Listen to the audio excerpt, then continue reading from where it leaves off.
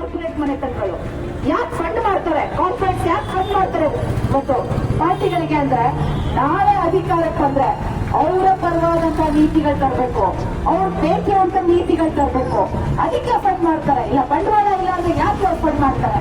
ಇಷ್ಟು ವರ್ಷಗಳು ಕೂಡ ಎರಡೂ ಪಾರ್ಟಿಗಳು, ಬೇರೆ ಬೇರೆ ಪಾರ್ಟಿಗಳು ಈ ಕಾರ್ಪೊರೇಟ್ ಮನೆತನದ ಇಂಟ್ರೆಸ್ಟ್ ಅನ್ನೇ ಕಾಪಾಡಿರೋದು. ಸ್ನೇಹಿತರೆ, ನಾವಿದು ಅರ್ಥ ಮಾಡ್ಕೋಬೇಕು.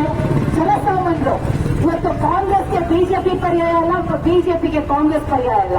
ಇವತ್ತು ಪರ್ಯಾಯ ಅಂತ ಏನಾದ್ರೂ ಇದ್ರೆ ಇವತ್ತು ನಮ್ಮ ಸಮಸ್ಯೆಗಳು ಬಗೆಹರಿಬೇಕಂದ್ರೆ ಜನಗಳು ಇವತ್ತು ಒಗ್ಗಟ್ಟಾಗಬೇಕು, ಜನ ಐಕ್ಯತೆ, ಜನ ಬೀದಿಗಿಳಿಬೇಕು ನಮ್ಮ ಸಮಸ್ಯೆ ವಿರುದ್ಧ. ಯಾವ ರೀತಿ ರೈತ ಹೋರಾಟ ಮಾಡಿದ್ರು ಡೆಲ್ಲಿಯಲ್ಲಿ 1 ವರ್ಷ ಕಾಲ ಹೋರಾಟ ಮಾಡಿದ್ರು.